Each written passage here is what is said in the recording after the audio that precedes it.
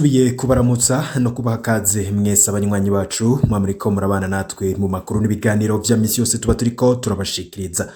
Sangwa ikaze mu makuru hagezweho ariko haravurwa cane ga mu gihugu c'u Burundi.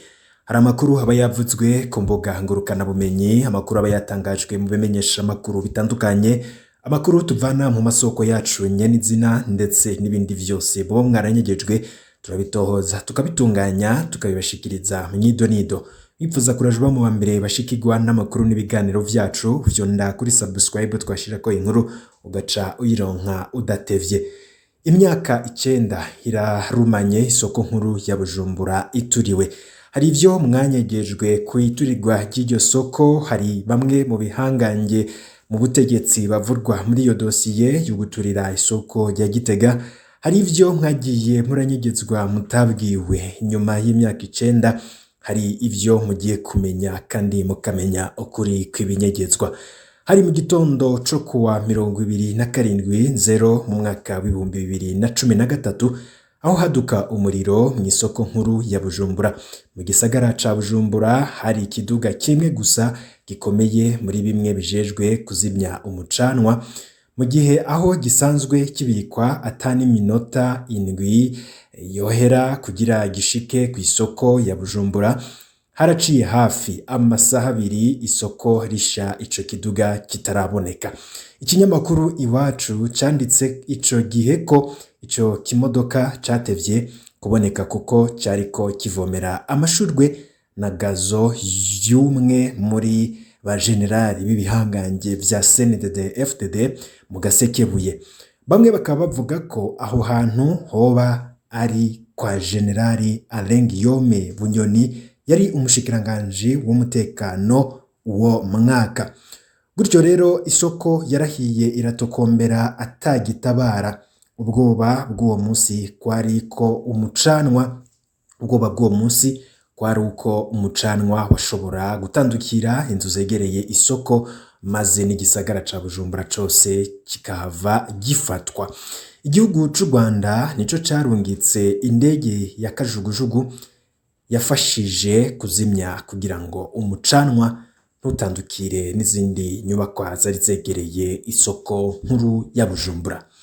Ivyo nonekaye ni vyinshi cane. Ibidandazwa biciye imiliyaridi 68 vyarahononekariye, amahera angana n'imiliyaridi 7 yarahazimanganiye, hatibagiwe na miliyaridi 20 y'ingurane yahazimanganiye. Abantu bashika ku bihumbi 7 bakorera muri iyo soko baratakaje akazi. Abahinga mu vy'ubutunzi bobo bavuga ko ica gatatu c'ubutunzi bw'u Burundi cahitanywe n'uyo muriro.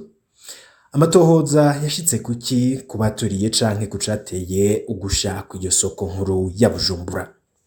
Kuko vyama bigenda nta matohoza vy'ukuri yabayeho, aho kwitwararika ibijanye umuriro nyenizina, aho kwitwararika ibijanye n'umuriro nyezina ivyo yo wazananye n'abakoze amakosa.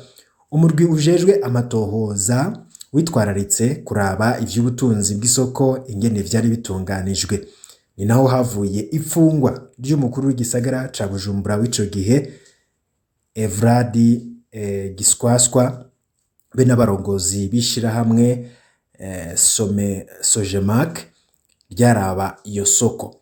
Uwo murwi wavuze ko umuriro wavuye kw'ibateri ryahiye mu kibanza co kudandaza nimero 4 co kwa Vedaste Gasana cari hagati mu isoko, ariko ntiberekanye uko babimenye. Umurwi waravuze ko iteba rya kizimyamwoto ngariryo ryatumye umuriro urandagata, ariko abajejwe kizimyamwoto ntibigeze batumwako canke ngo bakurikiranwe. Aha twobibutsa ko ayandi masoko menshi cane yahiye imbere n'inyuma y'isoko nkuru ya Bujumbura. Kamenge aho yasha ijya mbere, Ngozi inshuro 2, Kayanza, Mabanda, Kayogoro, Gitega, Jabe, Mwaro n'izindi nyinshi zose ico zahurirako ariko zasha ku munsi w'Imana. Aho hose nta matohoza nyezina yakozwe. Zimwe mu nyifato zitangaje zakurikiye iturirwa ry'isoko. Bukeye isoko yaraye ihiye, umushikiranganje w'intwaro yo hagati yavugiye mu nama ikomeye ya leta ko hari umugambi ukomeye wo kubaka isoko ya kijambere. Ntiyigeze havugwa ivyo gusanura isoko. Biboneka ko ngo umengo vyari vyitezwe ivyo gusha kw'isoko. Mu nyuma umushikiranganje Edouard Nduwimana yatangaje ko ugusha kw'isoko nkuru ya Bujumbura wari umugambi w'Imana kugira hubakwe isoko ya kijambere. Imyaka 9 irarumanye atagikozwe. Indwi imwe gusa inyuma y'uyo muriro, umunyapakistani Ali Somji yararashwe mu mangazini yiwe yitwa Tronika yari kuri Avenue de la Mission i Bujumbura. Yahamagawe ku telefone ku munsi w'Imana inyuma y'umutaga n'abantu batamenyekanye bavuga ko baje kumuriha. Aho ahageze yaciye yicwa. Uyo munyapakistani Ali Somji avugwa ko ariwe yoba yarazanye ifu canke poudre mu rurimi rw'ikinyamazuru yakoreshejwe mu guturira isoko ya Bujumbura. Nkuko vyama nta matohoza yakozwe kuri iryo gandagurwa. Bamwe mu bagenzi ba Ali Somji barahamagawe mw'iperereza mu ntumbero yo kumviriza ko hari amabanga yoba yarabasigaranye. Haravuzwe kandi ko hari abanyezamu bahora bararira isoko nkuru ya Bujumbura ngo boba baragandaguwe kugira ngo ntibaze bavuge ivyo babonye. Aho hose nta matohoza yakozwe. Iyindi nkuru itangaje yakurikiye yabaye urupfu rubabaje cane rwa Major Jean Bosco Nsabimana batazira Maregosi rwabaye i Nairobi muri Kenya muri Rusama mu mwaka w'2013. Inyuma y'amezi 4 isoko ihiye, y'intwazangabo mu iperereza ry'u Burundi yari yahungutse muri Kigarama. Iyo ntwazangabo mu iperereza ry'u Burundi yari yahungutse muri Kigarama mu mwaka w'2012 itumwe ko na General Adolphe Nshimirimana yatwara iperereza. Imbere yo gupfa, Maregosi yoba yaravuze mwibanga ko ariwe yashize ibisasu explosive mu rusenge rw'isoko, aho iperereza ryoba ryabeshe ko aje gusanura ivyuma vyatanga amajwi mu isoko. Inyuma gato Maregosi yoba yavuze ko yagaburiwe ishano ariko asangira na bamwe muri ba generali. Yagiye muri Kenya yitwa ko harungitswe kwivuza. Ahageze aratangara. Userukira Burundi Ambasaderi Ezekiel Nibigira yanse kumwakira ngo ntamuzi. Ntivyatevye Maregosi yaguye mu bitaro inyuma y'umunsi umwe gusa avyinjiye. Amasoko yacu akemeza ko yoba yapfuye anizwe. Abaturiye isoko ngo ntibazotinya no guturira Uburundi. Ngo kubahuka guturira isoko nkuru y'igihugu cabaye ikimenyetso gikomeye ko ubutegetsi butwara Uburundi ataco butokubahuka gukora.